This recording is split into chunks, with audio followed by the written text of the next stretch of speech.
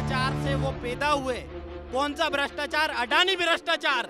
जब से मुख्यमंत्री बने उस भिखमंगे अडानी के पास क्या था?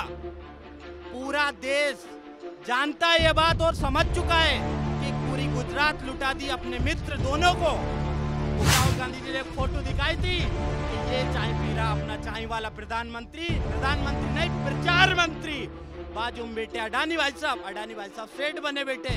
तो उन्होंने सिर्फ यही पूछा कि भैया ये मोदी जी और अडानी जी के बात में इतना सा रिश्ता है या फिर इतना वाला रिश्ता है? आखिर रिश्ता क्या है? मोदी जी वो बेरुपया है जिन्होंने राहुल गांधी की छवि खराब कर दी पूरी तरीके से मीडिया को खरीद कर।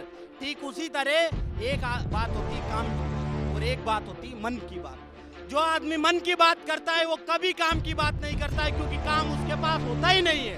अगर 20 घंटे वो काम कर रहे होते तो 20 घंटे उन्होंने काम किया है और ठोक बजा के किया और ताली और अंगूठा लगा के किया। इस देश को बेचा, अपने मित्र को विश्व के दूसरे नंबर के पायदान पे ले गए। आप एक बात ये बात जान लीजिए कि मोदी जी ने किन किन भ्रष्टाचारों को खत्म कर दिया। अरे जिस भ्रष्टाचार से वो पैदा हुए, कौन सा भ्रष्टाचार? अडानी भ्रष्टाचार। जब से मुख्यमंत्री बने उस भिखमंगे अडानी के पास क्या था? पूरा देश जानता है ये बात और समझ चुका है कि पूरी गुजरात लुटा दी अपने मित्र दोनों को, मुकेश अंबानी और गौतम अडानी को।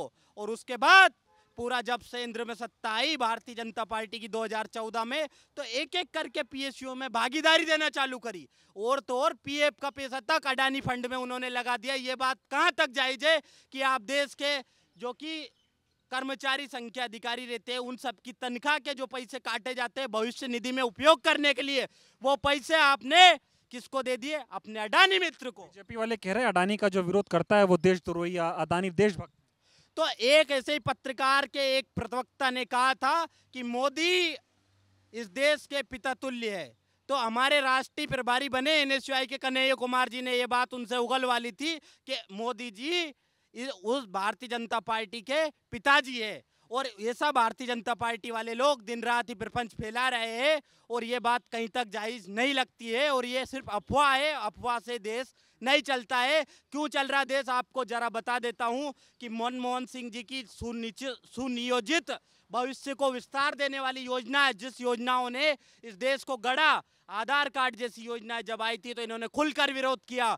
जब गैस में सिर्फ 10 रुपए बढ़ते थे तो ये नौटंकी करने के लिए निकल जाते थे।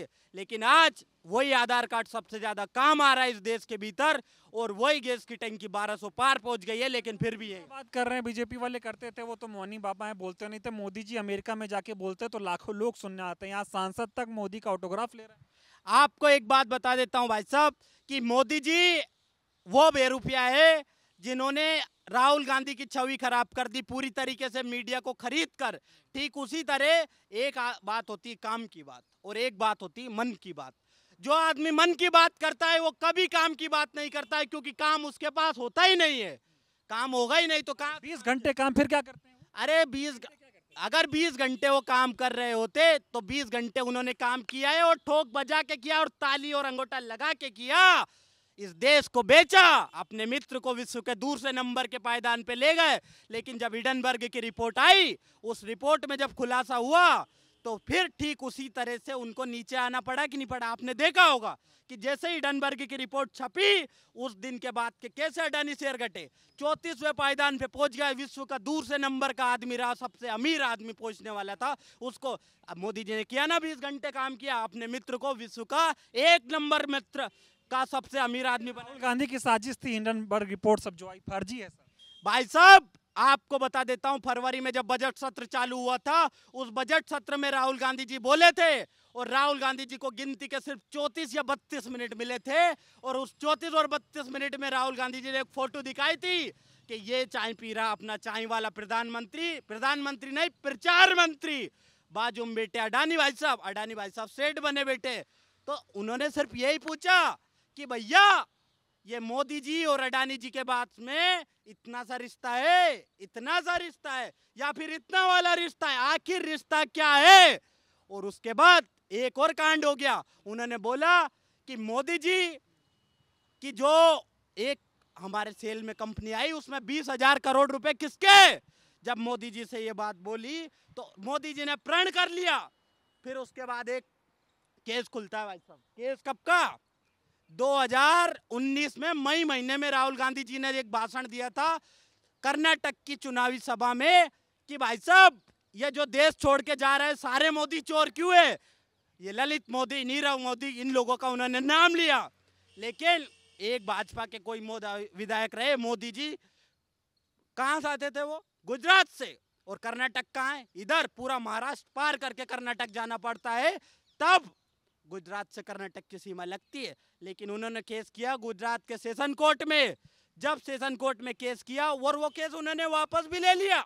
आपको याद होगा कि 2020 में वो केस बंद हो चुका था। उसके बाद उसमें वापस से रिव्यू पिटीशन लगाई गई। सिर्फ 1 महीने में वो पिटीशन वापस फॉलो करवाई गई। सिर्फ 1 महीने की जो सुनवाई होती है, हियरिंग होती है। अरे आप ये कोर्ट के देश के दलाल हो, जज दलाल मत बनो इस देश में। क्यों? क्योंकि तुम पे इस देश की जनता भरोसा करती है।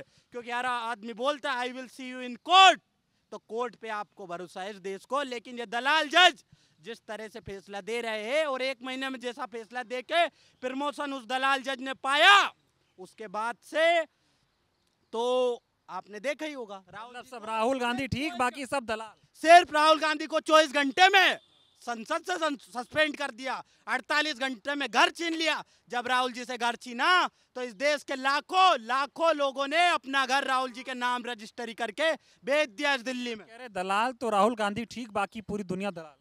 बिल्कुल ये बात कहना अनुचित होगी कि बाकी पूरी दुनिया खराब। पूरी दुनिया इस देश को चला कौन रहा? 2 आदमी, 2 और 2 4, मोदी भाई और मोटा भाई। भाई इतने मेहनती आदमी हैं, लॉ एंड ऑर्डर देखो कैसा संभाल रहा है भाई साहब। मणिपुर जल रहा है, पूरे 2 महीना हो गए और सूट बूट की सरकार के प्रचार मंत्री को देश पे देश छोड़े हुए कितने दिन नहीं हो गए। कहां नहीं घूम के आ गए देश का फेंकू प्रधानमंत्री। क्या नहीं किया प्रधानमंत्री जी ने? आप देख के मुझे बताइए। मोटा भाई से क्या दिक्कत है? मोटा भाई से ये दिक्कत है कि मणिपुर जल रहा। मोटा भाई कुछ करो, वहां शांति स्थापित क्यों नहीं कर पा रहे? क्या कमी रह रही है आप? ये मोटा भाई की परेशानी है। और उसके बाद मोटा भाई इस देश को जिस तरह भाई ने इतनी बढ़िया मंत्री बनाई स्मृति ईरानी, कितना मेहनत कर। मैं स्मृति ईरानी जी ने एक मेहनत जरूर किया है और वो मेहनत मैं कहता हूँ इस देश के हर नागरिक को करना चाहिए। जब वो पहले कुछ समय पहले ऐसी थी बिल्कुल मोटी बाई, लेकिन अब स्लिम हो गई भाई सब। योग करो कुछ, ये बात उन्होंने किया। और बाकी तो उन्होंने एक ही काम की, चूड़ियां भेजी थी मनमोहन सिंह जी के लिए। लेकिन उन्हीं चूड़ियों को उनको शर्म नहीं आ रही। देश की जो महिला है खरीद नहीं पा रही, आज के समय में चूड़ियां नहीं खरीद पा रही।